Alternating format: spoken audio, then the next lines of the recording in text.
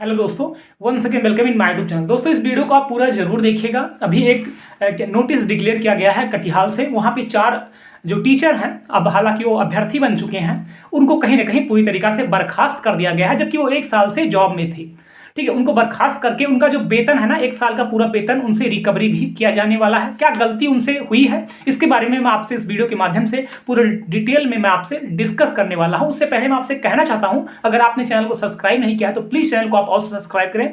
और अगर आपने अभी तक टेलीग्राम चैनल से नहीं जुड़े हैं तो प्लीज टेलीग्राम चैनल से आप अवश्य जुड़ जाइए। टेलीग्राम का लिंक हमने कमेंट बॉक्स में पिन कर दिया है। हर एक अपडेट, हर एक इन्फॉर्मेशन आपको वहां पे हम लगातार देते रहते हैं। हम सबसे पहले बात करेंगे, जो नोटिस आया है कटिहार से आया है, वहां पे 4 अभ्यर्थियों को बर्खास्त करके उनका जो वेतन है एक पूरे 1 साल का, उसको रिकवर करने के लिए किया गया है। तो क्या मुद्दा रहा है? अदर स्टेट की जो महिला अभ्यर्थी हैं उनको पता है किसी भी प्रकार का रिजर्वेशन नहीं है। चाहे आप अदर स्टेट है, चाहे मेल है, चाहे आप फीमेल हैं, बिहार के अंदर आपको किसी भी प्रकार का रिजर्वेशन नहीं मिलेगा। उन महिला अभ्यर्थियों का सीटेट में 87 नंबर है, एक अभ्यर्थी का सीटेट में 85 नंबर है। तो अदर स्टेट है, अदर स्टेट चाहे आप मेल हैं चाहे आप फीमेल हैं, आपको सीटेट में 90 नंबर लाना अनिवार्य है। तो इसी वजह से उनको कहीं ना कहीं बर्खास्त कर दिया गया है। उनसे वेतन रिकवरी भी किया जाने की चीजें चल रही हैं। तो उनका जो पूरे 1 साल का वेतन है वो भी रिकवर किया जाएगा। और मैं आपको बताना भी चाहता हूं, टीजीटी और के भी 2 अभ्यर्थी हैं, उनको क्यों बर्खास्त किया गया है? तो सब्जेक्ट कॉम्बिनेशन जो अभी अधिसूचना होती है, उस अधिसूचना के अकॉर्डिंग अगर आपका सब्जेक्ट कॉम्बिनेशन नहीं है दोस्त, तो इस चीज का विशेष ध्यान दीजिएगा। आपका जो अभी टीआरई 3 का जो डीबी चल रहा है, आपका डीबी तो हो जाएगा, ये डीबी नॉर्मल प्रोसेस है। उसके बाद में जो आपका एक्चुअल चेकिंग होती है वो पूरे 2 साल तक चलती है। 2 साल के अंदर अंदर आप ये मानकर चलें, आप कई फेजेस से होकर के गुजरेंगे।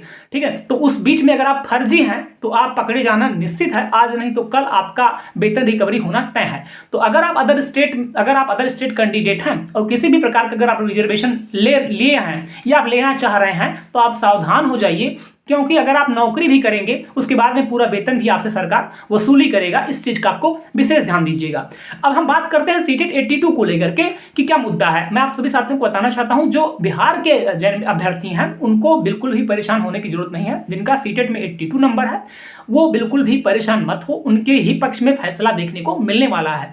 ठीक है, तो ये अदर स्टेट का न्यूज है, आप लोग बिल्कुल भी इसके लिए परेशान मत होइए। शिक्षा विभाग में चीजें चल रही हैं, जल्द ही आपके पॉजिटिव रिस्पांस आपको देखने को मिलेगा। इस पर विचार चल रहा है शिक्षा विभाग में। ठीक है, हम लोगों का जो प्रयास है कहीं ना कहीं बहुत ज्यादा पॉजिटिव वे में है, और आप लोगों का जो मेहनत है वो रंग भी लाएगा, इसमें कोई दो राय नहीं है। तो आप बिल्कुल भी परेशान मत होइए। मैं आप सभी साथियों को बताना भी चाहता हूं, बहुत सारे अभ्यर्थी ऐसे होंगे जो 6 to 8 के होंगे या टीजीटी के होंगे या पीजीटी के होंगे, ये लोग सब्जेक्ट कॉम्बिनेशन को लेकर के बहुत ज्यादा परेशान होंगे। मैं उनसे बताना चाहता हूं कि टेलीग्राम से आप जुड़ जाइए। हम एक चीज अब आपको पूरा हम एक लिस्ट हम शेयर कर देंगे, वहां पे आपको सारी जानकारी आपको मिल जाएगी। क्योंकि बहुत सारे ऐसे लोग होते हैं जिनको पता नहीं होता सब्जेक्ट कॉम्बिनेशन, किसी दूसरे विषय से होते हैं और फॉर्म भर देते हैं किसी दूसरे विषय से, और टीचर तो बन जाते हैं, आपका डीबी भी हो जाएगा, लेकिन जब आपका एक्चुअल चेकिंग होगा दोस्त, तो उस बीच में आप बाहर कर दे जाएंगे। इसके लिए आप पूरी तरीका से निश्चिंत रहिए। अगर आप ऐसा कुछ लाभ उठा रहे हैं तो सावधान हो जाइए और आप ऐसा लाभ मत उठाइए, नहीं तो बाद में आपको बर्खास्त किया जाएगा और आपकी नौकरी जाएगी, प्लस आपका वेतन भी रिकवर करना जाएगा, प्लस आपका टाइम जाएगा। तो कहीं ना कहीं बहुत ज्यादा आपका लॉस में आप जाएंगे।